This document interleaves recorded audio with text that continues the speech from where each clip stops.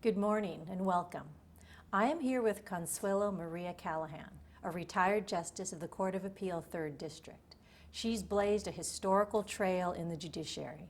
We will cover that and much more later in this interview. This interview is the brainchild of the Judicial Council and the Administrative Office of the Courts. They have instituted the Appellate Court Legacy Project, which includes an oral history of the appellate courts via interviews of retired justices. I am Tani Cantil-Sakuue, an Associate Justice on the Court of Appeal, 3rd District, and I have the honor of interviewing Judge Callahan.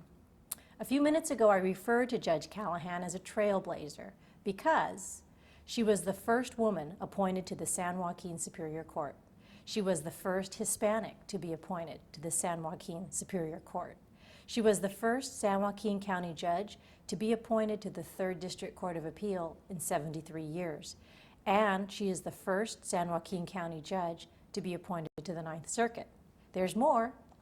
And to my knowledge, she is the first California female judge for whom an American Inn of Court is named. This interview seeks to know more about this trailblazer behind the robe in the stylish suit. Good morning, Connie. Good morning, Tani. Good to see you. You too. I'm going to ask you a series of questions in chronological order. Feel free to expand. Where and when were you born? Well, a very long time ago, and I don't feel like I'm really actually retired since I have another job, but I was born at the Stanford Hospital in Palo Alto, California, and my folks were living in the Bay Area at the time. And I spent it was at June 9th, 1950, and I went home to live in Los Altos, was the first place that I lived. Is that where you were raised, Los Altos? Well, it's funny. I say I'm from Stockton, and you will hear that from people because that's the very longest that I've lived anywhere. But actually, my life did begin in the Bay Area, and I lived in Los Altos till I was 12. Then we moved to the other side of the bay, Fremont. My dad took a job over there, and I went to junior high and high school there. And then I did my undergraduate at Stanford, so I went back to the other side of the bay, to Palo Alto, and it was law school and my legal career that brought me to the Valley, and I just haven't left since. So I guess I am a Bay Area born girl, but I consider myself a Valley girl at this point. Good. I'd like to get to that in a few moments, but while you were in Los Altos and those early years before 12, did you have any siblings? I'm the oldest, and people say I am a definite first child. They usually guess that. And I have a younger sister who is 2 years younger, and then I have a brother that would be 5 years younger. So that's our family. Tell me about your mom and dad. Well, my mom and dad, I came from, I would describe as a pretty humble background. I would say that I wasn't born with a silver spoon in my mouth, but I was born very fortunate to have very wonderful parents that were very committed to their children and to education. My mom is Spanish and my dad's Irish, although I think he married my dad was a Spanish teacher, and when actually my mother was his student, but they claim they didn't date till after she was in college. But he was a Spanish teacher, and he had lived in Mexico for a while. So that was a huge influence in my life. My mom did not speak Spanish. I did not speak English until she went to school, and that was true of all the children in their family. So she's very much the immigrant mentality. My dad was, he lived in the Depression in San Francisco, was a native San Franciscan, and his parents are Irish. And so they were, both sides were really quite poor, and my parents were the first that got any further education, because with my grandparents, my grandmother used to describe herself as like Jethro in the Beverly Hillbillies. I think she went through, it was either 5th or 6th grade.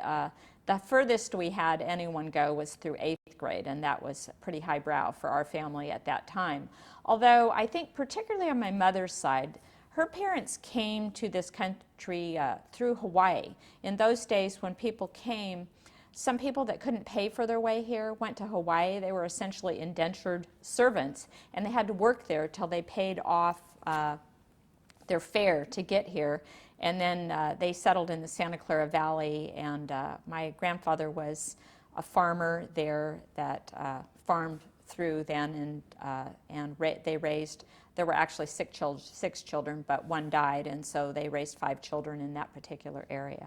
Did you grow up bilingual then as a result? Well, I always heard Spanish, and I do speak Spanish and took it in school, but it was funny back then, it really wasn't very cool to be bilingual, and my mother was fairly traumatized in remembering not going to school, not speaking the language, and the prejudice I think that existed in terms of where she went to school. There was the kids from Los Altos and the kids from Mountain View that were the other side of the tracks that were not the English speakers and that type of thing. So my mom wanted me to be more comfortable and be more assimilated, and while I don't think she was certainly not ashamed of her heritage, but it wasn't considered a positive. So I would say I always heard Spanish, but English is my more comfortable and was more my first language. Now, when you were born the oldest child, so were there any expectations of you as the oldest daughter in the family? Well, my parents, I look back and I'm really constantly amazed at their parenting skills, that I never felt that they ever told us what to do, but somehow they had this very subtle communication. It's not that we were spanked, it's not that we weren't yelled at, anything along those lines, but somehow you knew one thing: education was really important. And I think the immigrant thought process to some extent is the way that you get ahead, the way that you have independence is that you have to be a good student, you have to be educated. And the emphasis was not, I would say, on making money, but the emphasis was on education, and that was a real clear message. My dad continued on being an educator, and he went back when I was in 5th grade. Well, he got his master's and his doctorate from Stanford in education and went on and was a school administrator. So I would say that was a very clear expectation, education. And my mom had another subtle expectation. I think she was a pretty early on feminist in the standpoint that being raised she had 3 brothers and a sister. And it was clear all the kids, even though they went to college, the boys went to Stanford, they went away, the girls went to San Jose State and they lived at home. And girls got married and had their families. And my mom was, I think, always a little bit frustrated and felt a little bit trapped in her life, that it frightened her that she didn't feel she could take care of her children.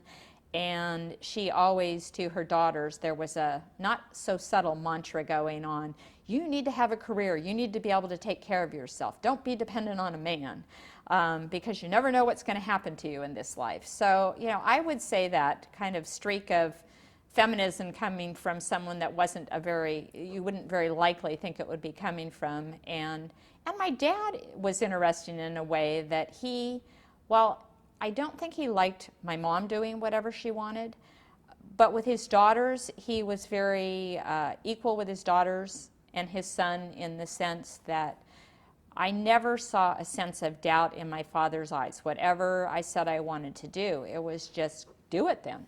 It was, and he was very equal with his children that way. And I would say almost in the sense that my brother, who needless to say he's a successful dentist, did very well in school and all of those things. He's more laid back than my sister and I are, because I think my mother and my father, in a sense, felt society takes care of boys, and girls, you've got to have that hand on their back and push them out at that particular time. So those dynamics were going on, but they never said, interestingly, it wasn't you have to pick any sort of career. They didn't just do what you love and be good at it. And interestingly, I'm a lawyer and then became a judge. My brother's a dentist, as I said, and my sister is a teacher, but she's getting her PhD right now in the area of cognitive learning and reading, and she's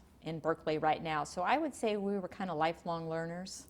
It sounds like the dynamics of your family is the formula for adult success: education and independence, and just the support that you receive from your parents.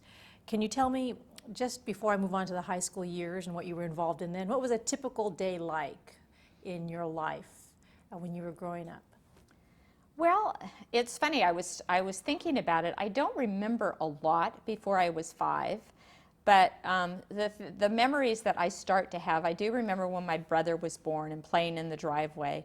I also remember, and this is sort of a funny little story about me, my mother and I we checked with the next door neighbor when I was going to kindergarten to find out whether girls took purses to school in kindergarten, which looking back, it's really fairly hilarious. But I think that my mom, I think my parents really wanted us to be prepared for whatever came in life, and my mom maybe not having that and feeling somewhat not, assimilation was a little more difficult in her situation, wanting me to feel perfectly comfortable going to kindergarten. But we lived in a neighborhood where kids, you could play out in the street. I remember riding my bike to school probably from around 2nd grade, crossing, busy streets. We would come home, we played in the afternoon, then after dinner was time to do your homework. And my mother was probably, if nothing else, we probably could have helped her a little more, but our job was to be a good student and to get our work done. So, immediately, we didn't have to wash dishes. We had to go do our homework after dinner. I think we probably could have done both, but we kind of milked that for what it was. And so it was a pretty, it was calmer in those days in the sense, my mom was always there when we came home. Kids didn't have a million activities like they do now. It was more playing, being a kid, and for us it was doing our homework and that type of thing. And I did take, my parents I took piano. That was sort of a mandatory in our family. I took some dance, and so there were things along those lines. I was a Girl Scout. And so I suppose it was I did have activities. I did have activities. I had a lot of friends, and I really remember being pretty happy, not worried. Pretty fulfilled, it sounds like. And when you were growing up then, was it too young for you yet to have a mentor or a role model? Does that come later in your life? Well, I suppose my parents and my family were really important in who I looked to for those things.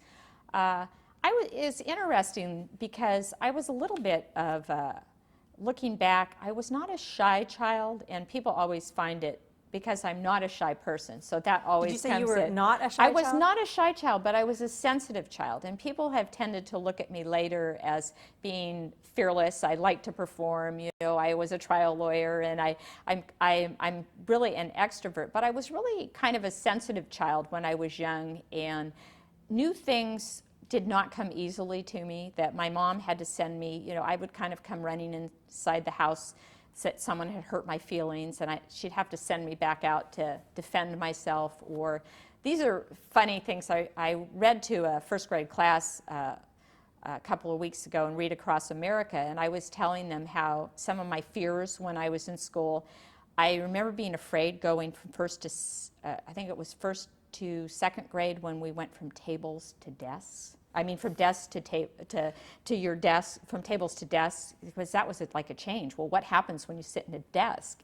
And then I had a fear of substitute teachers. I didn't like them because that was, I think I liked routine, I liked predictability, and I think I've overcome a lot of that in terms of, there's still probably that strain in me, but I know I don't give in to it. If I want to do something, Well, most certainly. I would say your career your professional career has been anything but routine or anything but predictable. So it seems. Well, like I think it was those early sessions of my mother sending me back out to defend myself. In that, she was a big. Well, just tell them how you feel. That I don't know. Sometimes that I exercised my First Amendment. Maybe people could have done without hearing from me. Sounds like your advocacy served you well early on. Tell me about high school and those formative years. It sounds like you moved to another city and you started afresh.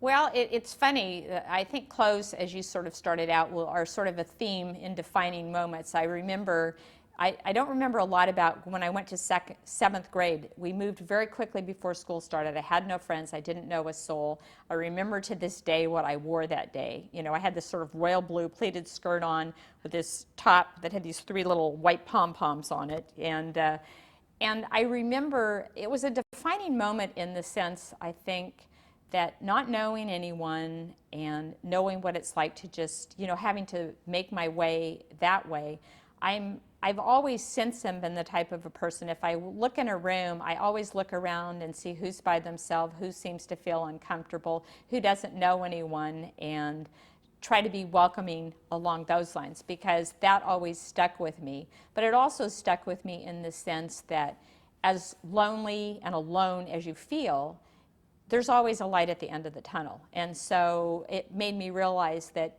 you have to be, you know, you sort of have to step out, you have to be alone, you have to be willing to walk through the tunnel to get to the light, or if you want to change things, you can't keep things the same. And so I remember that.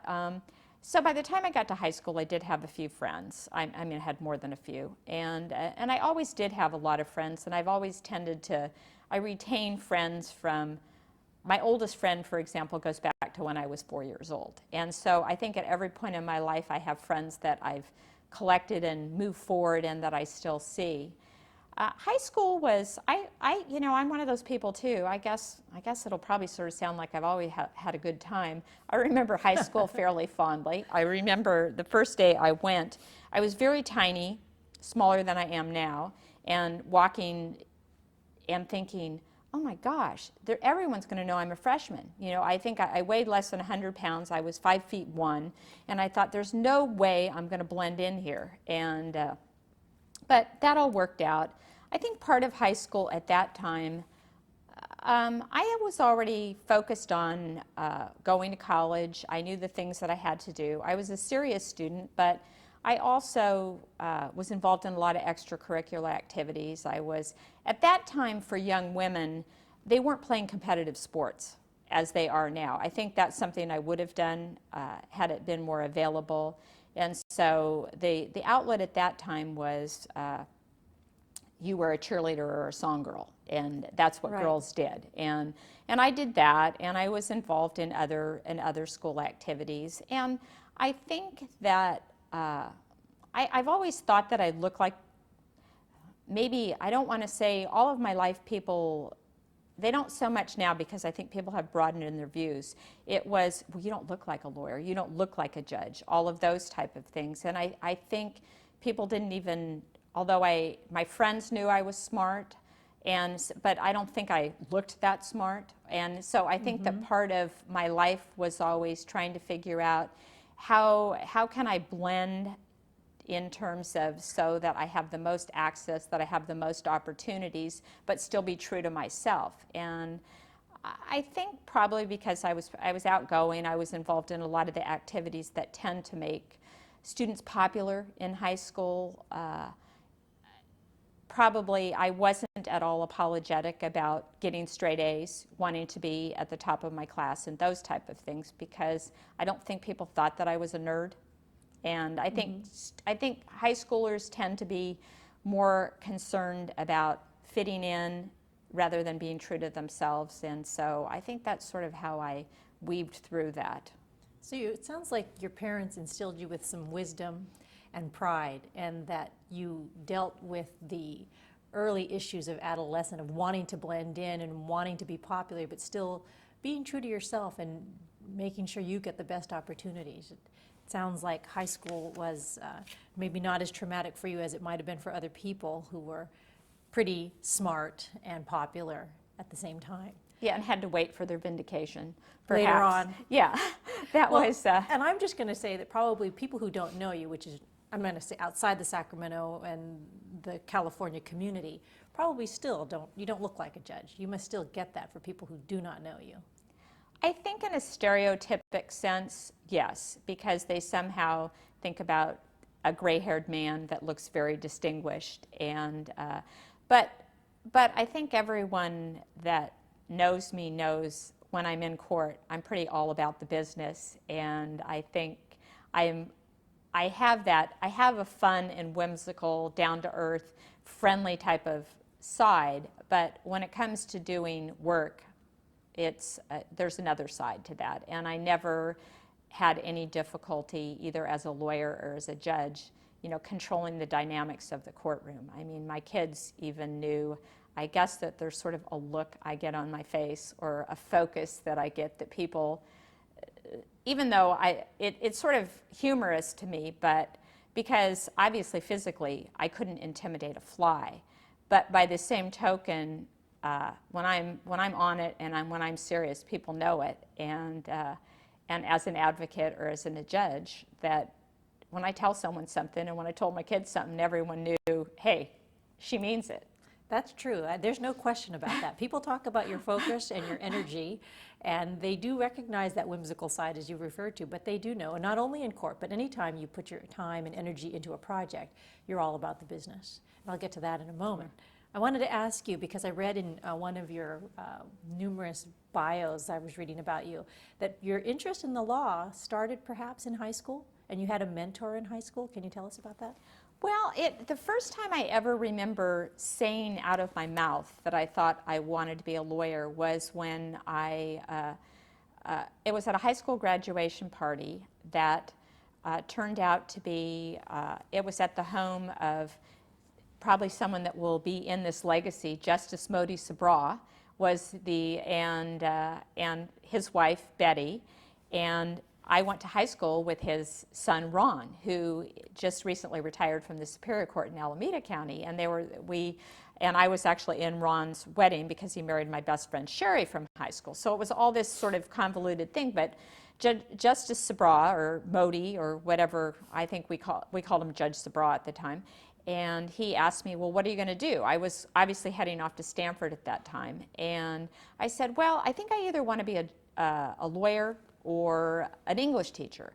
And that was the first time I remember articulating that, and it was odd that it went to him, but he was probably the only lawyer or judge that I actually knew at that time. And so I've often thought back to that, and it's been sort of interesting in the sense that the Sabra-Callahan combination has, we've crossed a number of ways, because then Ron, his son, we ended up being in law school together, and then we both ended up being judges. Then I ended up being a justice, and then Ron's sister later became a lawyer. Her name's Terry Block, and Terry was my law clerk for 2 years just fairly recently. So it's our personal, family, and legal careers have somehow all been intertwined, and I think that I ended up being, whereas Justice Sabra was somewhat of a mentor to me, that I ended up being sort of the same to Terry later on.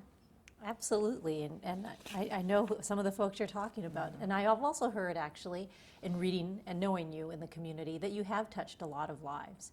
You have helped and guided people by example and by your personal touch, but I'm going to get to that later. Okay. Also, as I get to your career. Tell me about Stanford. Why Stanford? Did you know that that's where you were going? Were you always aiming for Stanford? Well, that goes back to a little bit of my my focused mind. When my dad went back and got his master's and his doctorate from Stanford, at the time, he had 3 young children, and my parents spoke to us and said that Dad was going back to school, and that was going to require a commitment from the whole family. He was going to be gone a lot, and he would, the money would be less, even though we weren't rich starting, but it was going to be even less, meaning, had to quit piano lessons. And it was a whole family effort. And I do remember I remember my dad working very hard, and I remember he was the oldest person in his doctoral program, and when he graduated, he was first in the program. And I do remember all of us being there and being so proud. I mean, I get choked up to this day thinking about it.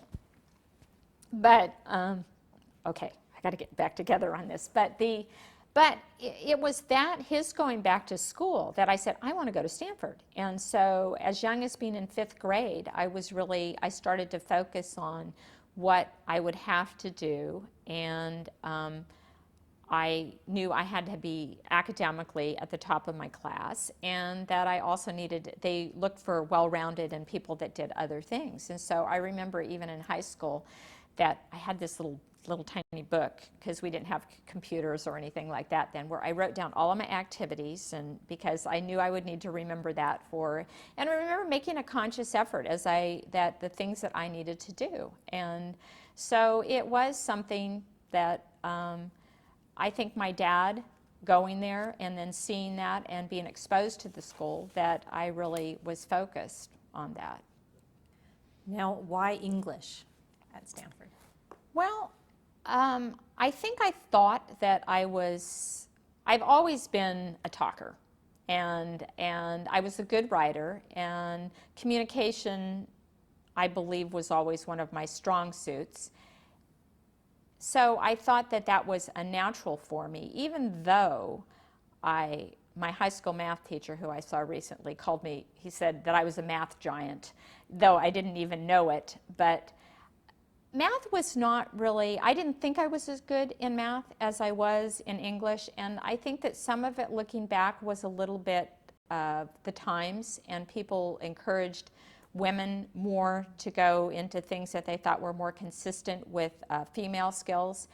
But the interesting part about it, as I look back, is I always tested higher in math on any of the standardized tests, and so if I were to do it, if now that I've been there, done that, all of that, I might, maybe I'd go back the other way if I were to redo it. But I did, but as it turned out, I think it was consistent with my personality, and I think it ended up being consistent with the things I ended up doing. I mean, obviously, now that I've been an appellate judge for over 10 years, what do? Read, write, all of that.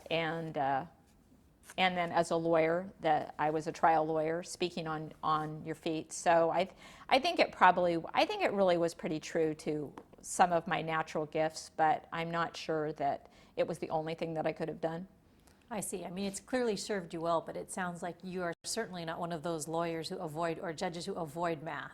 No, you hear, I think I can do math, yes. That's right. Now, what years did you attend Stanford? I was there from 1968 to 72 during all the unrest when the universities were somewhat up in arms about the war in Vietnam. And I remember they had the lottery for young men on the draft at that particular time. I can remember getting evacuated from my dorm with the National Guard out there and tear gas because of unrest on the campus. I also remember, I think it was in the spring of 70, we would have had to cross picket lines to go to our classes, so they didn't make people do that, and we all got passes, of which I was a little irritated because I thought I was doing better than a pass in my classes. But so that was going on during that time. Although I would have to say, because I do remember at my freshman orientation, our memorial chapel, or Mem Chu as we called it, Joan Baez sang a song in the church, and it was not too far from when her husband at the time, David Harris, had been the president of Stanford. Although Stanford was really not nearly as militant as Berkeley. We just couldn't really quite hold a torch.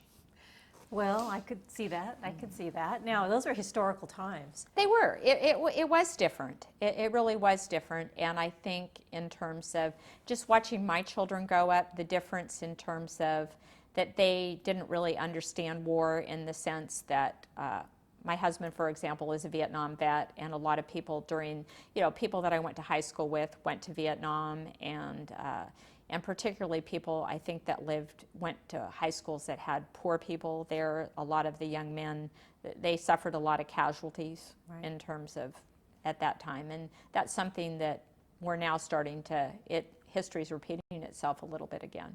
Mm-hmm. Did any of that historical perspective and this experience impact you in your desire to become a lawyer? Because you were still English teacher or a lawyer. So when did it gel into, I want to go to law school?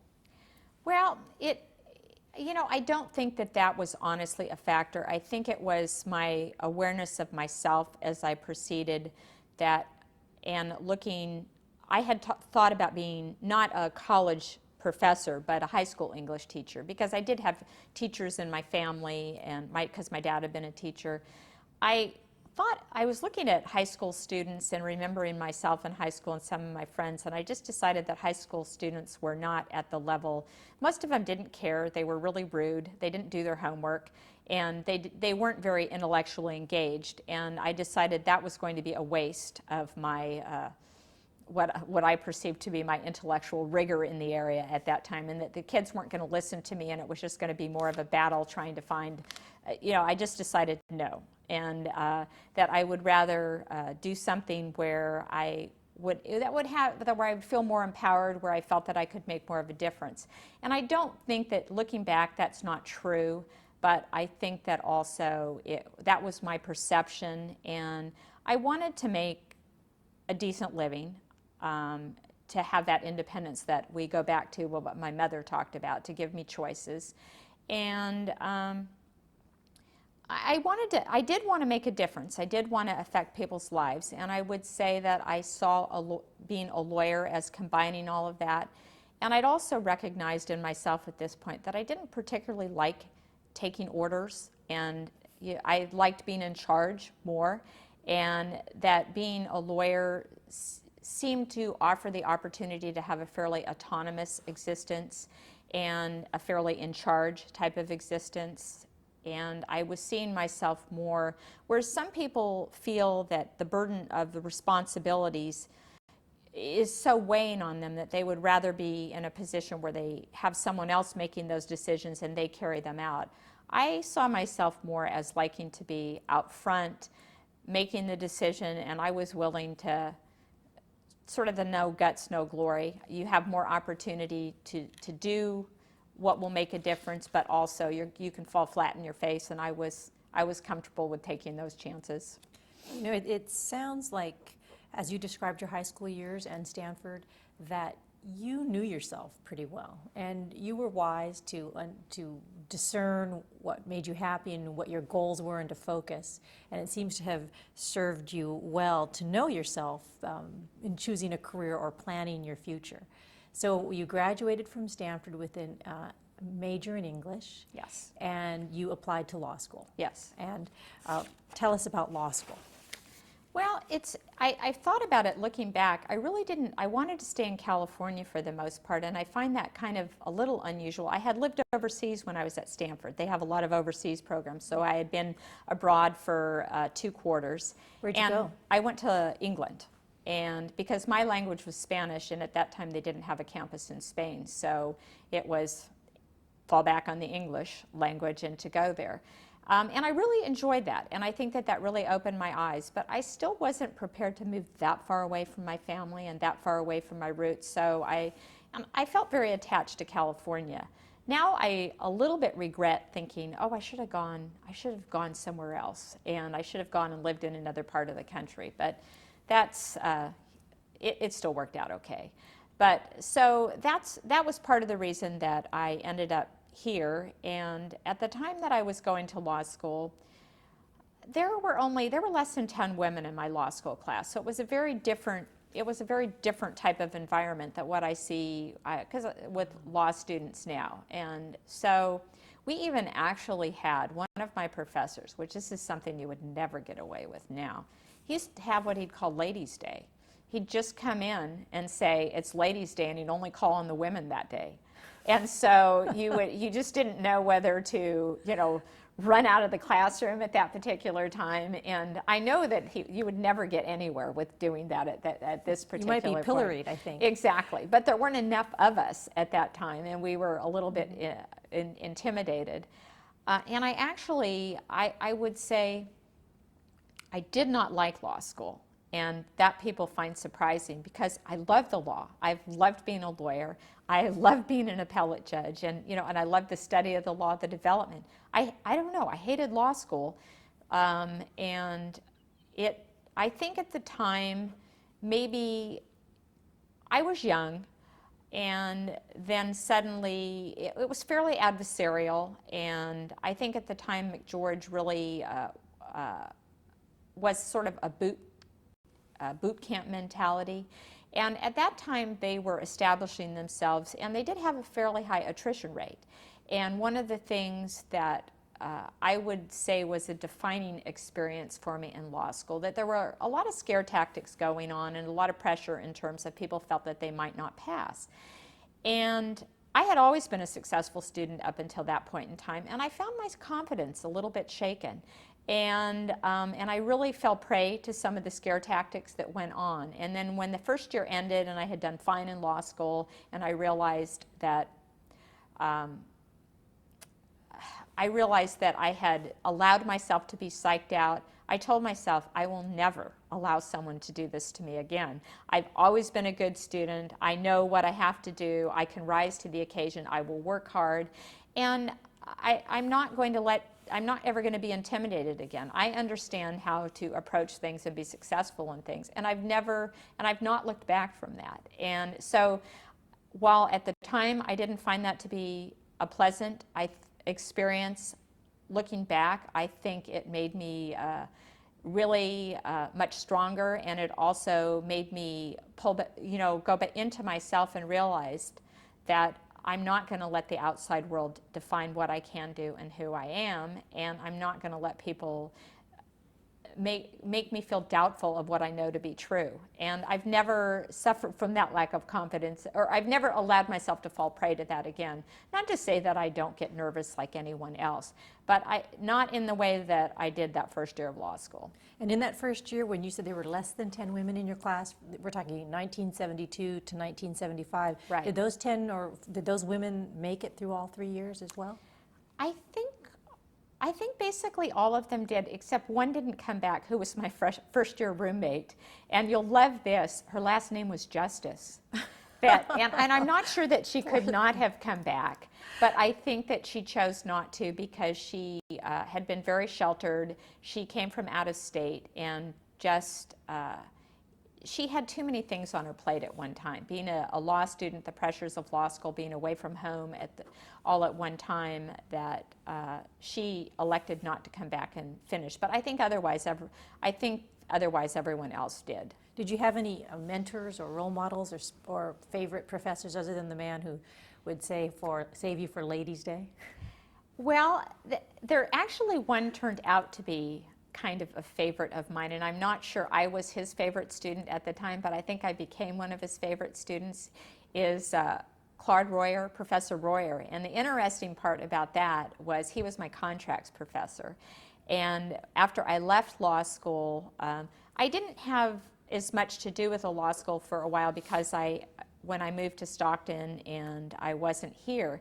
But when I came back to the Court of Appeal, I got very involved with McGeorge, and he still was a professor there. He was still there. It was like nothing had ever changed. The clock had not moved forward. And we actually became very good friends, and it was a fun thing to come full circle. And there were a number of the professors that were still there coming back. So I would say that he, and I went back and looked, and he was the one that gave me my diploma. That I actually have a picture of it in Chambers, and I went back and made a picture for him later.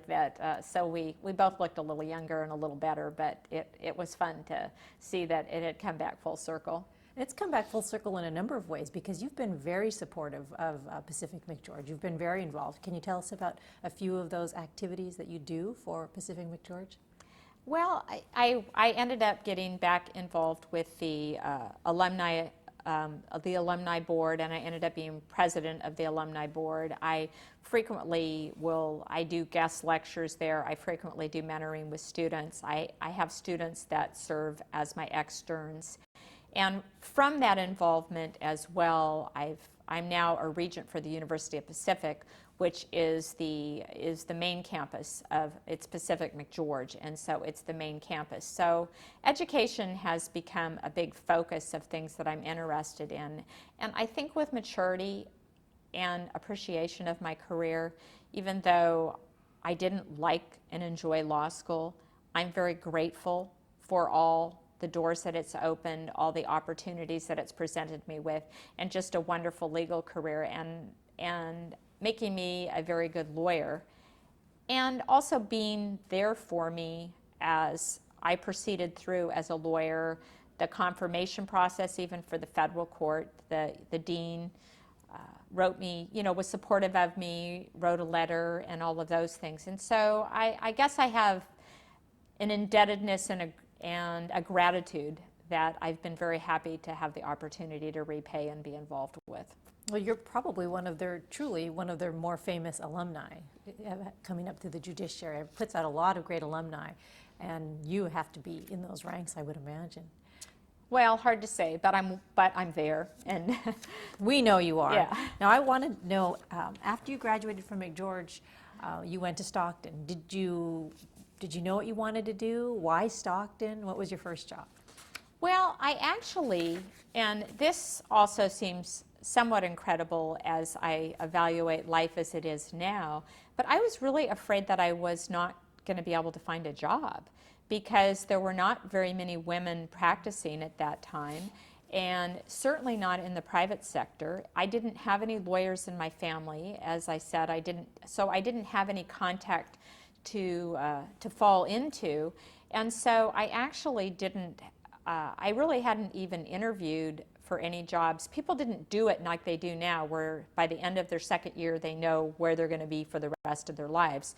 Most people interviewed for jobs either their last year or after they graduated from law school, and so I really didn't know what I was going to be doing. I had done an internship with the public defender's office after my second year, and I had worked there my third year in law school as well, 20 hours a week. And so I thought I'd like to be a public defender or maybe a district attorney, and that had interest for me. But I really didn't know what I would be doing. And a friend of mine from law school, by chance, called and told me that the city attorney in Stockton wanted to hire a woman, and the city attorney was a friend of his. And the city attorney's wife, I believe, had gone to Stanford, and so they liked that about me, and I was a woman, and could I get right down there? And I had just taken the bar. I had just finished it the week before, and I went, and he hired me, and when can you start? And I said, well, right now. And I basically went to work right away. So that, I would say it wasn't a terribly thoughtful process. It was a question of opportunity presenting itself at a time when I had student loans. I didn't have a job, and I thought, well, we need to get this show on the road. And I actually felt that there was reasons I would want to be in Stockton, and so that seemed good. But I pretty much knew I wasn't going to stay at that job. I thought, this will put me in Stockton. I can get my raw results. I can look around and see what else is there, and give me an opportunity to see what else is there. And it wasn't that long after I passed the bar that I actually was offered a job by the district attorney's office and the public defender's office. And the DA offered me a job the day before the public defender, and I jumped right on it. And even though I think I wanted to be a public defender a little bit more, and the rest was sort of history. So the DA got you by a day. Well, they did, and there was a little other component in that I realized that public defenders had to lose a lot more in their cases. I had already focused on that, and I had recognized that that was not one of my strengths, and that I was much happier winning, and that I decided that since the DA, that was a bird in the hand, as it were, but also that I knew that I would not have to lose cases nearly as often. And you have to define your success differently as a public defender, Exactly. And I already knew that. And I realized that sometimes I just had a hard time losing things, even when I knew that that was the right result and that I had done a good job for a client, but I just personally didn't get right over it. And so that was part of the deciding factor, I hate to say. Well, when you went to the district attorney's office in San Joaquin County, did you see that as a career, you could see yourself as a career prosecutor? I don't think I've ever seen myself anywhere for the rest of my life. And I'm not sure that I don't have that picture of myself right now. It's hard for me to always say I'm at my last job, because I always want to think that there's something out there that's going to be really interesting that's ahead. So I don't think I did see it. I don't think I saw that far ahead. I saw it as something, I knew I wanted to try cases. I felt that it presented a good combination of being able to do public service, helping people, getting up in front of people, working on my advocacy skills.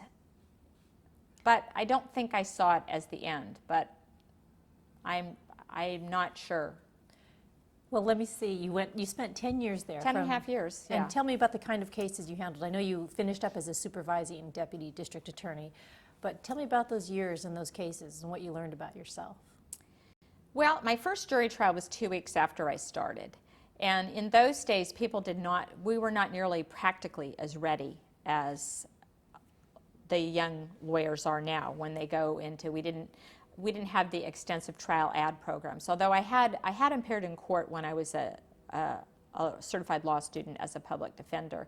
So I remember I went down there, it was a drunk driving case, and I ran down there, and running back at the break, I told my supervisor, I'm not having fun yet. And I said, I'm terrified. He said, well, I never told you this would be fun. I said, well, I thought once I got going, I'd feel better about all of this. And all that really went on was I was happy in that first trial to just get up when I was supposed to get up and be in the right places and know when I had to make my arguments and all of that. But it was pretty terrifying, but I also learned that I can do terrifying things, and like all good things come to an end, so do all bad. And I moved on. And so in those days, we tried a lot of cases. We were in court all the time. And I moved pretty quickly into handling felonies. And some of those felonies involve prosecutions for rape and child abuse and sexual assault. And things were still those were really difficult cases, as they remain to be difficult. And there was a little bit of stereotyping that people felt that women would be better in those type of cases. And I really didn't want to be channeled in that direction necessarily. I had no objection to it because I felt that the best lawyers should be handling these cases because they're some of the hardest to prosecute. But I didn't think that women were better than men necessarily. I felt that it was more good lawyers are necessary for this. But somehow there was a push in terms of my supervisors wanting to push me into that. And so when we had a new DA, he said, I want you to start a child abuse sexual assault unit where we have vertical prosecution. And so I started that unit in the DA's office and supervised that for a period of time and continued to prosecute those type of cases. And then they went into infant homicides and that type of thing. And then from that, I went into career criminal and homicide and capital prosecutions. So I really much ran the gamut, did a lot of trial work, was in trial all the time, did supervision as well. But when I did supervision, I was always, I carried a full caseload. Tell me about what it was like to be an attractive, petite, female prosecutor talking to a jury in front of probably a male judge. Well, it had its challenges, but as you've already probably seen, that a challenge is something that I'm always up for. And I learned quickly. I remember when I first started out, because I was 25, that people would be in the office and I might be preparing witnesses or police officers, and they would look at me, and I looked younger than 25 as well, that I could see in their face, she sounds like she knows what she's talking about, but this just doesn't look right. I could sense the disconnect here, and I noticed as I got more mature, that was helpful. Looking a little bit older was helpful. But I learned very quickly that to make a negative a plus from the standpoint that jurors are just regular people, and I could communicate with people better than a lot of people, and I knew how to do that.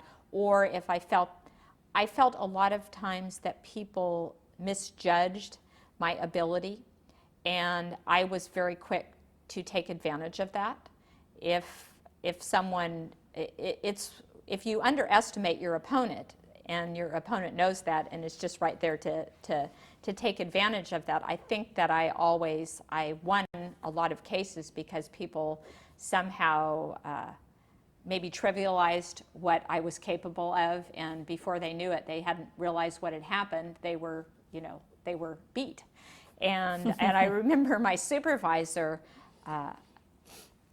who remained a very good friend of mine till his death, which was fairly recent, he said to me, well, you're becoming a pretty good lawyer. And I looked at him and I said, becoming? I said, what do you mean? I said, I haven't lost a case since I've been in here. You tell me some other trial lawyer that you're supervising that's got a better track record than I do. And he's sort of backing up as it's going on here. But it was always that, I think I did always have to continue to prove myself. People always really, on some level, marginalized what I was capable of. And eventually they realized that maybe I was going to make something of myself. But jurors are funny. They go with the evidence. They go with the person that's the most persuasive. And I learned very early on that I was going to be more prepared. I was going to hit it, and I was going to do it, and I was successful at it. I also realized that I remember one time I finished it, I think it was a 6-week murder trial, and I had just gotten back to my office, the jury was back, and they called me to the front desk and said, there's a couple jurors that would like to talk to you.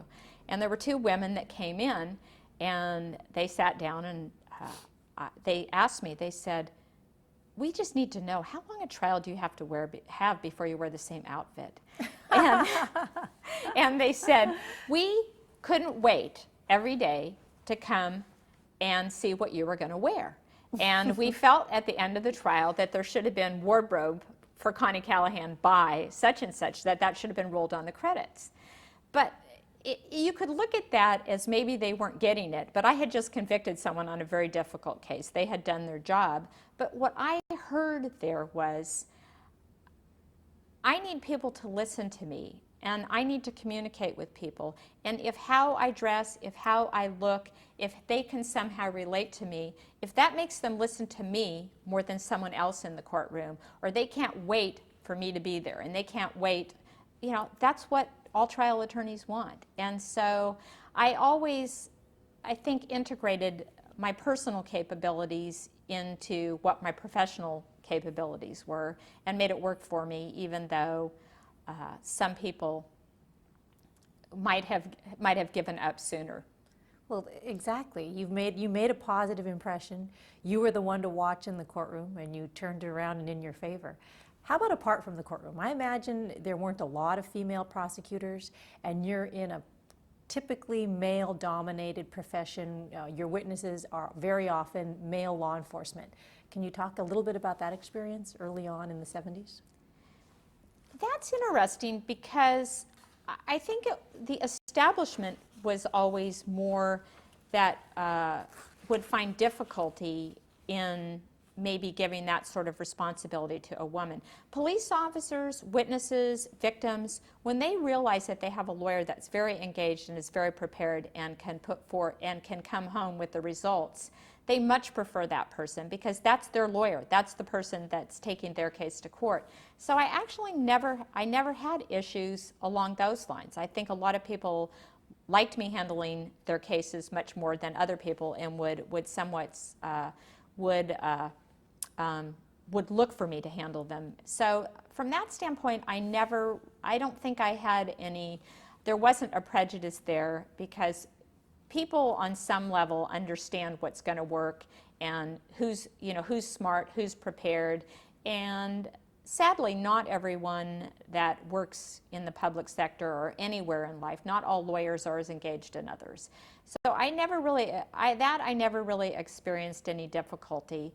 Other lawyers, if it came to when cases were being assigned, I think as I established my reputation, I think that I didn't have difficulty in getting good assignments. I think that there was a little bit of stereotyping from the standpoint in selecting supervisors. They were not selecting women to be supervisors as frequently as they were men. And the child abuse sexual assault unit, which I was supervising, I think that was something that they wanted women to do those, or they wanted women to go to juvenile, or those type of things. And so I resisted going to juvenile because that was not something that I necessarily wanted to do. And I'm not really sure, I might even be worse with kids than some people. But I doubt that.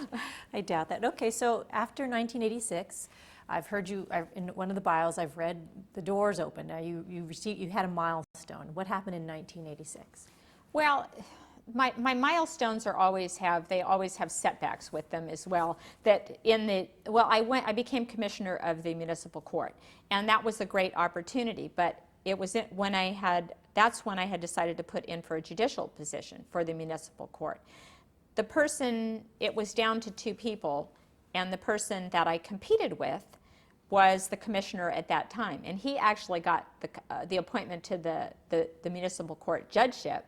And then when he got that, then I got the commissioner position. My druthers would have been to get the judgeship first, but that was okay. It actually turned out to be an interesting thing, because while he was still later on the municipal court, I was already on the state court of appeals. So I guess being commissioner didn't turn out to be such a bad thing after all. Didn't hold you back at all. No, but I think that it was a very good place for me to start, and I really look back fondly on those days, probably more fondly now than at the time, because I did a lot of traffic and I did a lot of small claims, and I did everything that they wanted me essentially to do by stipulation. So it was very similar to being a municipal court judge at the time.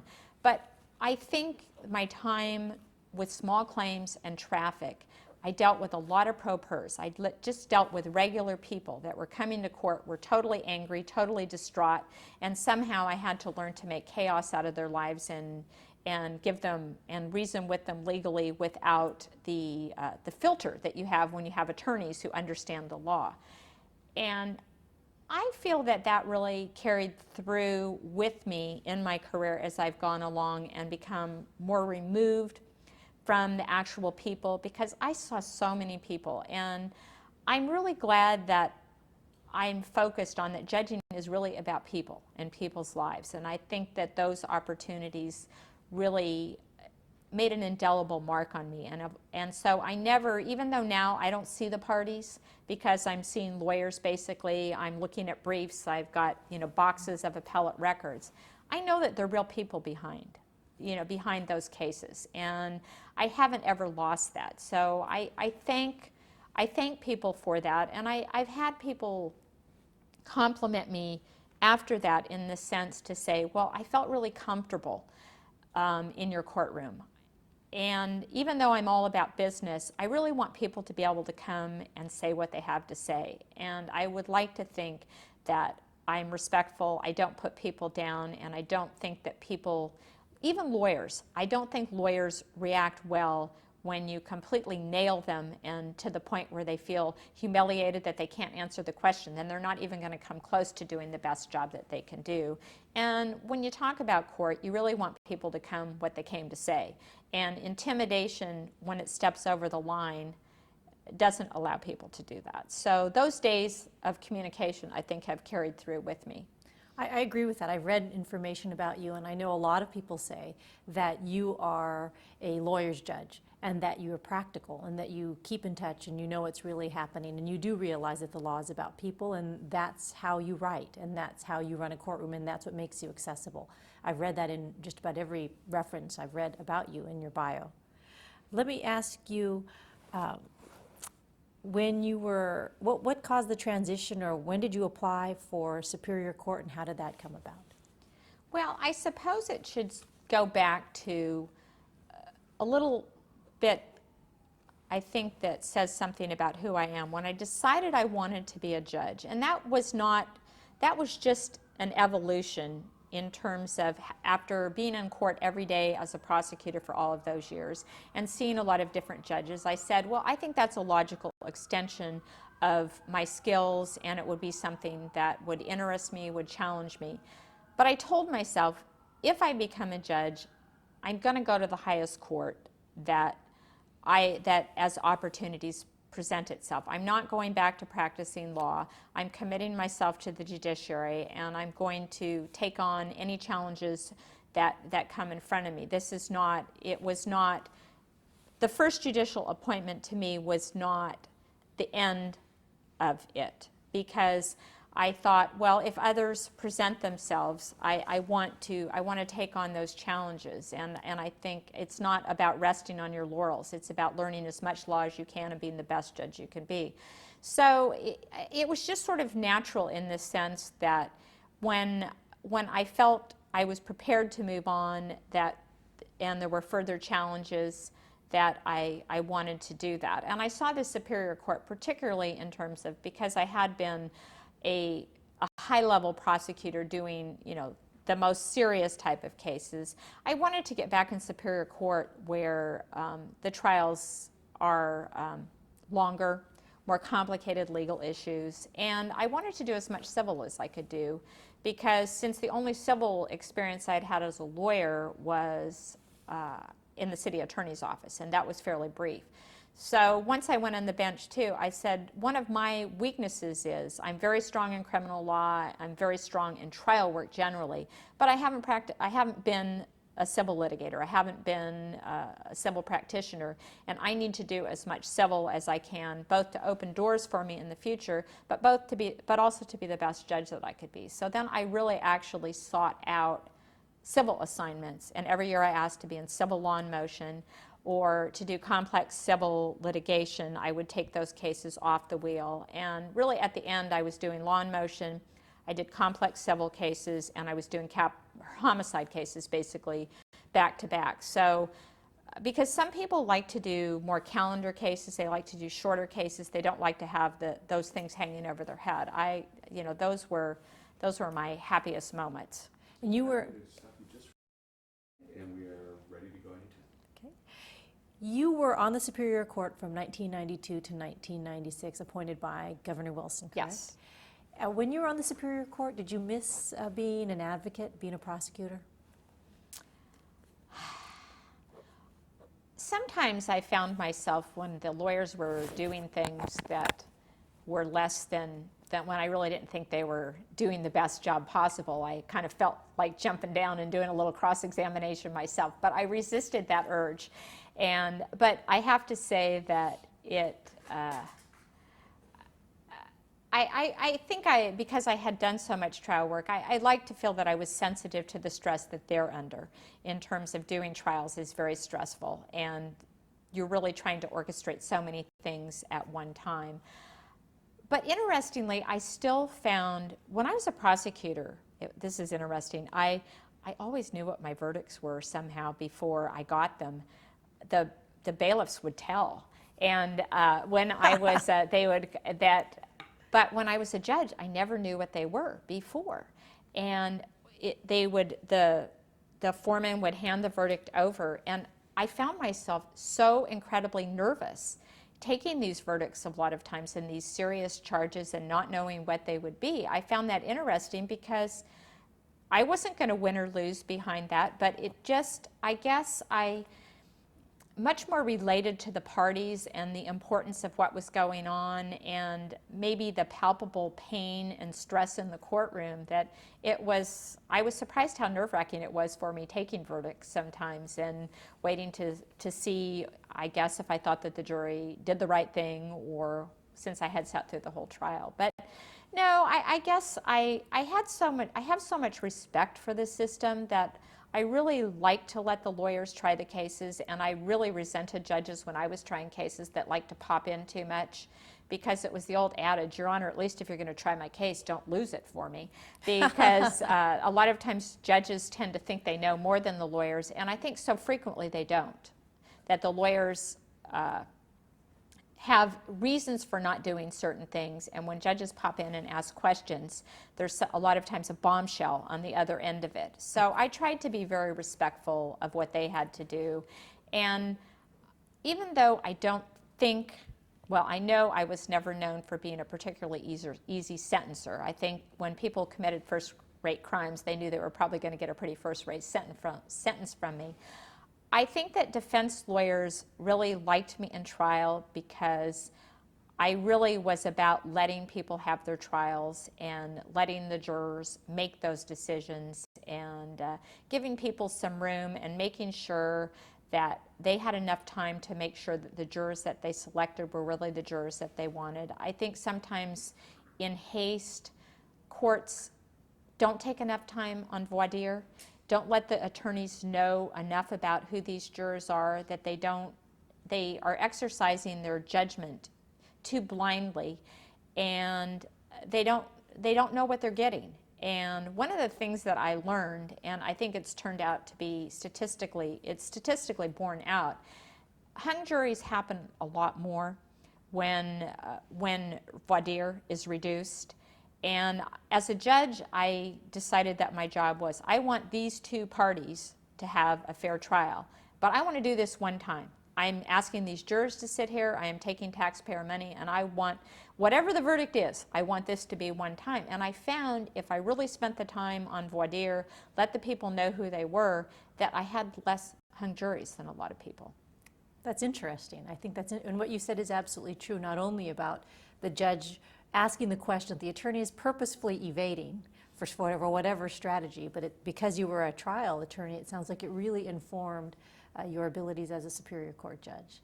I think, and I can get people to talk to me, that I think I was not threatening in that capacity, and jurors would say things to me that sometimes they would not say to someone that was maybe less friendly or less open.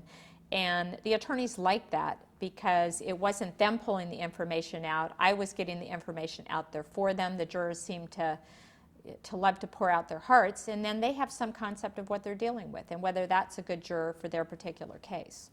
I know, and I said this earlier, that you were the first woman and the first Hispanic judge appointed to the San Joaquin County Superior Court. Do you have any particular challenges or triumphs? I think that I've often said to people, unfortunately in San Joaquin County, 1992, for the first woman to be on the court, that's pretty late. And I think San Joaquin County was fairly provincial, and you found women on the Superior Court in larger areas much, much earlier than that. And so I think it was breaking a glass ceiling, and they since have had, fortunately, that there are many more now. But it even took time for that to happen. But I also think that my disadvantages turned out to be advantages sometimes. When the time was ready, I was there. And when they decided they did want a woman, I was a qualified woman. When they decided that that it was time to be more ethnically diverse, I was a qualified ethnic candidate. And I always tell people that I'm sure I did not get some jobs because I was a woman or other reasons, but you know what? I didn't give the jobs back that I got because I was a woman. And so I think life is karmic in those ways, that there are times that what you can control is being qualified and being the best that you are. And at certain times, the plus factors are going to be the things that help you get a job. At another time, that was maybe something that you didn't get a job for. So there's no sense in being bitter about things. I look at it, I've had advantages and disadvantages along those lines. And so I feel pretty fortunate to have had all the wonderful jobs that I've had, and so I can't say that any disadvantages I've had have been lasting over my lifetime. Tell us about your appointment to the Court of Appeal. Well, it was interesting because they've only actually ever had two people from San Joaquin County on the 3rd District Court of Appeal in its entire history, and it had been 73 years. And my understanding is the one that was before me, I think, ended up going to the state Supreme Court, and I think he died in a duel or something. I mean, he was a little disreputable at some point, so he wasn't exactly my role model for the whole thing. But I think that what was surprising is, because the 3rd District Court of Appeal is located in Sacramento, in the capital, and it's always had a little bit of a different dynamic. And most of the judges, even though it covers 23 counties, and San Joaquin was the second largest county to Sacramento, Sacramento's always sort of been the center, and most of the judges always come from Sacramento. And so there was a little bit of a disadvantage for people that were outside the capital, because you're outside the capital, you're not as likely to know the governor, who's the appointing authority. You're not as likely to have worked in government, and it's only natural that a governor is going to favor people that have worked for the governor's office, that the governor knows those people's work, knows more about them, as opposed to an unknown that comes from, you know, another county, either way up by Oregon or down in the Delta. So that presented, I think that it wasn't that the governors were unwilling to appoint people, it's just that we were off the radar. And so I think I even think that the court was pretty surprised when I got appointed, because I didn't know these people. And my presiding judge at the time was someone named Robert Puglia, and he has commented since. He's passed away now, but we got to be very good friends. He said I was the first person under his tenure that had actually been a person appointed that he didn't know. So I was definitely an outsider. You were a dark horse. I was a surprise. And I kind of liked that. It was a little bit in the sense of, you know, I always like the surprises in life from the standpoint that nothing really is for sure. And I always tell people, sometimes they say, well, I'm not going to get this, why should I put in for it? And I say, well, you know what, well, the one thing you know for sure is you're not going to get it if you don't get that application in. They're not going to, if you sit at home and watch TVs in your jammies, no one's going to come and knock at your door and say, hey, do you want this? And so if you want it, then you need to go for it. And I've been an unlikely appointment more than once in my life, and a surprise to others, and they sort of think, well, how did that happen? Not that they thought that I wasn't qualified, but I was the dark horse, as you would say. So I think that I like to tell that to people, because I think for other people, don't always look at a situation and say, well, I'm not the pick, I'm not the anointed one, I'm not the sure shot. If this is something that you want, the first step is you've got to put the application in and then work for it, and don't self-determine that you're not going to get something you want. That's terrific advice. I mean, countless times I've heard people not put in because they didn't think that they were the favorite. It was promised for someone else. How long were you on the Court of Appeal? I was in heaven for 6.5 years. I call my years on the State Court of Appeal as the years I died and went to heaven. I loved my time on the Third District Court of Appeal. It is a wonderful court, and when I was there, well, as you know, now there are 2 women, and that's the only time they've ever had 2 women. It was always been one at a time. They got one whether they needed her or not. And so I was one at a time that there were 10, I guess. And maybe did they go, are you at 11 now? Yes. Yeah, and I think that, so at one point I was one woman with 10 men. And so I kind of had my posse as opposed to otherwise. But they were, I just have to say, it's such a wonderful court. The collegiality on that court, first under Justice Puglia as the presiding judge, and then under Justice Scotland. The leadership of those men, I learned so much. And I have to honestly say that those people were my mentors in so many ways. And I learned so much about leadership from the men on that court, and how to work with others, and how to pull your weight, but also how to contribute. And that court, they took me under their wing in so many ways, and I think I came out of there definitely a better judge, but also a much better leader. And I think that the opportunities that I've had since, I feel very indebted to the men on that court for making me step up to the plate and take on challenges and be better than I had been. When you first started there, what was one or several of your greatest challenges? Well, I think that we've talked about this, but interestingly, I guess sometimes it's good the things you don't know about what you don't know. Because looking back, I knew so little in the sense, I was a very experienced trial lawyer, I was a very experienced trial judge. I had never done appellate work at all, and here I am on an appellate court. And looking around now that I've been on appellate courts, that I've realized that most a lot of people that come onto appellate courts either were appellate practitioners at some point in their career, or had done some appellate work. I had not done any, not written a brief. Still haven't written a brief because I've never gone back to I've never been an appellate lawyer.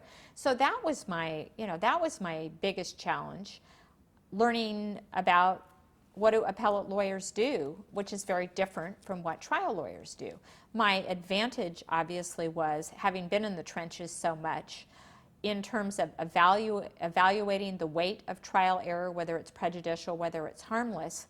I had a lot of context. I had a very real understanding of what goes on in trial courts and the challenges that face trial judges and what is harmless error, what is prejudicial error. So I guess I had some real advantages, and I guess I had my intellect and my work ethic, but certainly I didn't have much. I had no experience in appellate work, so that was my biggest challenge. How did you prepare for a case? How did you prepare to draft an opinion? How did you prepare to read the numerous briefs? How did you prepare for oral argument? Well, I guess from the standpoint, I was very fortunate coming on, being with experienced colleagues, and then obviously I noticed, although my presiding judge did not say this, all my first panels that I sat on were with him and the two other most senior justices on the bench. So I noticed that he was stacking it with people that would really be carefully overseeing me. So I think I had a little internship of my own that he never said was going on. But I noticed that I didn't get the less experienced judges on my panels until I got further along. And so I had that going on, and my presiding judge, which I was a little put off at the initial time, he picked my staff for me. He gave me two of the most experienced people on the court. And I think that there was a little paternalism going on at that particular time. But in hindsight, looking back, he really picked the people I would have picked had I known what I was looking for. So in the end of the day, I couldn't have really been too upset. So I had two lawyers that probably had worked in other chambers for other justices previously that were very experienced appellate chambers attorneys and very experienced judges. And so that really was at my bedrock, that if I was going to go off and do anything too crazy, I had plenty of people there to stop me from doing it. But I think, like every other position that I believe when you go in, you have to go in humbly, and you have to go in and just take your time. And you just do preparation like everything else, and I approach that the same way. I would always start with the briefs, then meeting with my lawyers and discussing it with my lawyers, and then we would decide how we were going to approach things.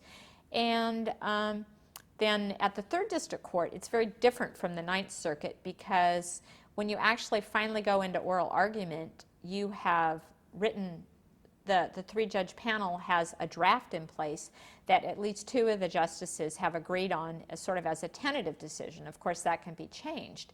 So we did a lot of work at the front end, and we really had reached a tentative decision by the time we went into court, and then it went from there. So we're very prepared going in.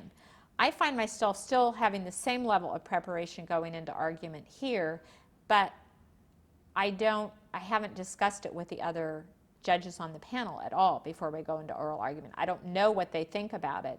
And so I know what I think about the case, but I don't know what my colleagues think about it. And then we conference after oral argument, and that's the first that I know what their opinion is on the case. So unlike the 3rd, it's not shared beforehand. Is that just the culture at the 9th? It is the culture. We do share what we call our bench memos. And the bench memos are basically, they summarize what the legal arguments are in the briefs, what the law is, and the bench memos are written by law clerks from the various chambers. And depending on the chambers that you get them from, the bench memo may recommend a resolution that only reflects what the law clerk thinks of the particular case, and will come from a chambers where the judge may not have even read it before he or she sends it to you. On the other end, I have a different philosophy. Nothing goes out of my chambers that I don't agree with. And so if my law clerks are going somewhere that I think is not consistent with how I think the case should be resolved in a bench memo, it will be changed to what I think is the proper resolution of the case. Although if they disagree with me, I certainly will give full coverage of the issues in the other, because my responsibility in a bench memo is to tell the other chambers everything about the case, all the legal issues, and then ultimately make a recommendation. But so it's just different from chambers to chambers, but we don't actually with the judges discuss what the judge thinks about the case. Now, there is sometimes because unlike the 3rd District Court, where on the state courts of appeal, the parties have a right to argument. They can waive it, but they have a right to it. On the 9th Circuit, they don't have a right to argument, and we can submit cases based on the panel agreeing that argument isn't necessary and it can be decided without argument. And so the only parties that get argument are those cases that we decide we want to hear argument on. So there's sometimes when we've decided to submit a case, we've obviously communicated and we've said we don't think that this needs oral argument, and we've each stated what our opinions are, and so we kind of know where the other people are coming from. But we still don't conference about the cases till after, when we're all in court week. And that's after oral argument? After oral argument. And if you're the author of that particular opinion, then you would then take into account the other bench memos that have been prepared by the other participating judges? Well, we actually, when we get a calendar, for a week, we will have somewhere around 40 cases on calendar. And we get it about 8 weeks before we go to court. And whoever is presiding makes assignments, and so each chambers only does a third of the bench memos, so we're not duplicating each other. Although all judges are going to read all the briefs, they're going to do their internal work, but so we don't duplicate that part of it. That's a way that we sort of share pulling on the oar to at least give the other chambers a place to start. That's very interesting, and I do want to ask you more at the end about your work on the 9th Circuit. When you were on the Court of Appeal, did you feel that that kind of work capitalized on all your best features and talents?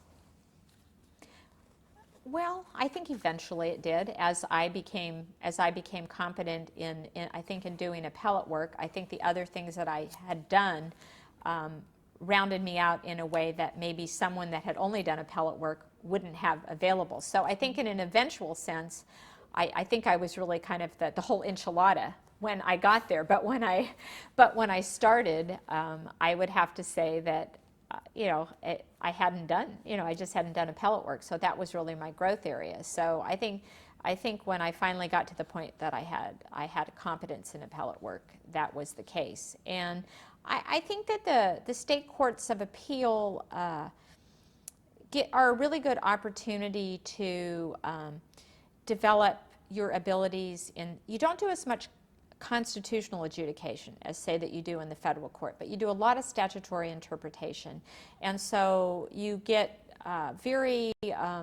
you get a lot of seasoning and a lot of practice in terms of really putting to work how you think a court should do statutory interpretation. What is the role of the court relative to the legislature or relative to the executive branch in terms of when does a court defer to judgments that are made by other branches of the government? When is the court doing de novo work? And how much you're willing to dig in. I found a difference I think this goes to the difference in judicial philosophy sometimes, that if you really are a plain meaning person when you do statutory construction, you're not going to work too awfully hard to save the legislature when they do a crummy job, when they're not really clear. You're just going to say, hey, look, or the plain language says this, whether you meant it or not, that's what you said, and that's what it's going to be. And if you didn't mean that, then you're going to have to come back and correct it. You have the capability to do that. Whereas I think some people will go a little bit further in terms of trying to play cleanup for the legislature. I didn't happen to fall into that category. I think that they've got a distinct function, and I think that if they say it clearly, then that's what it means. Obviously, when it's not clear, there are canons of statutory construction that we can that we can go to that will sometimes resolve the issue of what they meant. We can look at the entirety, or we can look to the legislative history if it's, a defendant, the lenity canon towards the defendant as far as that goes. But, sometimes at the end of the day, it just is really poorly drafted and you can't figure out anything by it. And so sometimes you just have to leave the legislature to correct what they didn't do correctly in the first place. And it really, while it may seem that someone might criticize you for saying you could have done more, I look in the ultimate sense that it's really my respect for what that branch of government does, and that they have the capability to easily say what they mean if they didn't say it clearly in the first place. Do you have any advice on how a trial judge can improve or work on factors to become a good appellate justice? I think at any point in life that it's pretty much the same, that anytime you come to a place, that I think success there really doesn't always go to your skill set. It goes to certain personal qualities that people have. And I think to move on in the judiciary, you have to have the requisite intellect to do it. You really have to have the work ethic. And you're not going to, the judicial, judges are generalists, and you're always going to be undertaking new areas of the law. You can't have practiced in every area of the law that you're going to be making decisions in.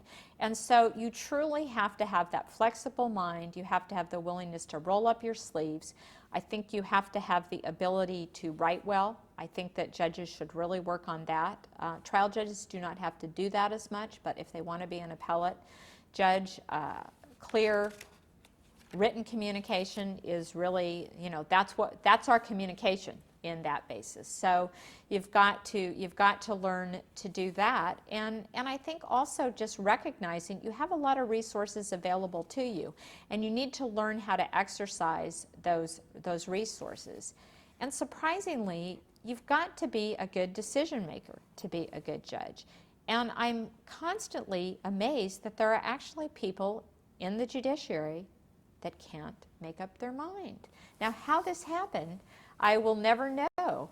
And why it's true that we have difficult cases, and that's different. I'm not saying don't labor over the difficult cases, but we get paid the big bucks, as it were, to pull the trigger at the end of the day. It's not to split the baby, it's to take all the law out there and make your best reasoned judgment on what the law says, what the precedent says. If there isn't an exact answer for it, to how you use what precedent you have, and you appropriately extend it in a way that you think that either your state Supreme Court or the U.S. Supreme Court would do it based on the precedent you have available. So I think you've got to get comfortable with that, and you do everything that you can to turn over every rock when you're doing it, to look at everything, to use all the resources that you have available. But in the ultimate sense, you have to make up your own mind, and I would say make up your mind. Don't come out with decisions that don't answer the question that you were presented with. Thank you. That was very nice. I want to ask you, we mentioned one thing about energy and the rolling up your sleeves and the work ethic. And there's this rumor about you that you probably need very little sleep because you have boundless energy. Someone once said to me, I think Connie only needs 3 hours of sleep a night. Could you speak to that? Well, this is where my mother always likes to pipe in. I came home from the hospital and I only napped 20 minutes at a time then. I just am not a person that needs a lot of sleep, and I think I am blessed with high energy. But certainly I do believe in sleep, and I do sleep what I need to do. But I think I think where you get your energy to some extent is when you do things that you love and do things that you think that are important, and you essentially match your skills with your passion and your ability. The rest, in my view, pretty much takes care of itself. I don't feel like, even though I've always worked hard, probably in some ways the easiest part of my life has been my work. I thought raising children was infinitely more difficult than doing work, because in my work I could really control it. People actually have to do what I say. Once I make up my mind, it is because I say it is.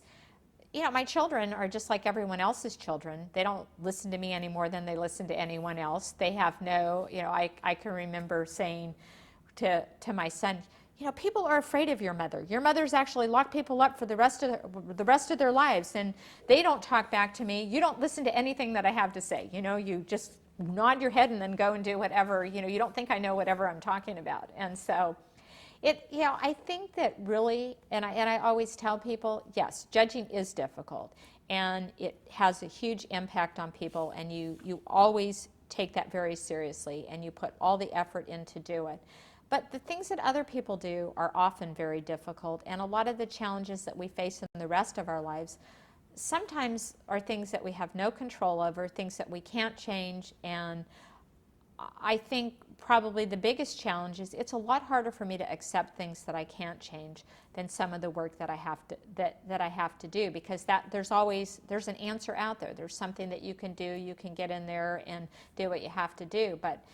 But sometimes when bad things happen to them, people are sick, there's nothing that you can do. And helplessness is a lot more difficult for me than working hard and solving problems. So we're pretty lucky, I think, in that sense, in terms of our jobs present us an opportunity to accomplish tangible things and positively make a difference.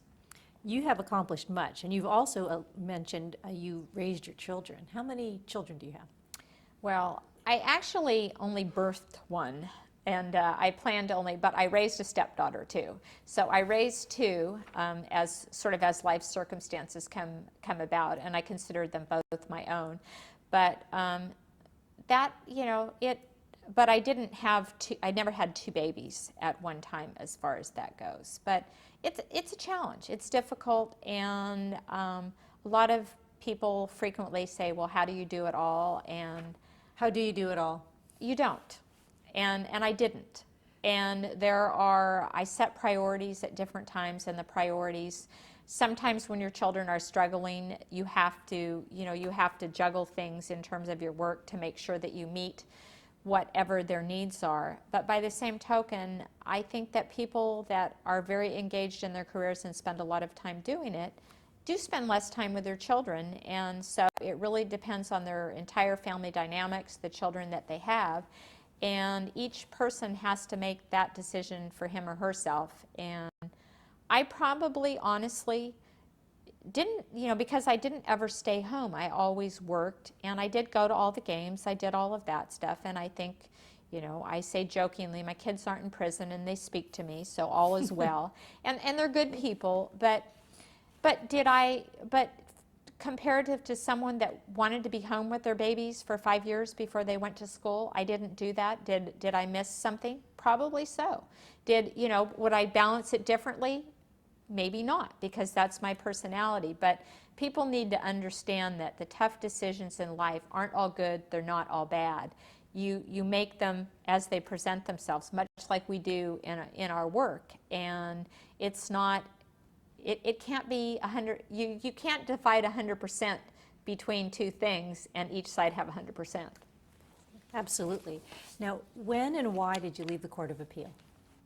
Well, it really was, interestingly, I don't think I left to go to the Ninth Circuit, which is obviously the federal Court of Appeals as opposed to the Court of Appeal, but I didn't put in for that position. So it wasn't something, to be honest, my goal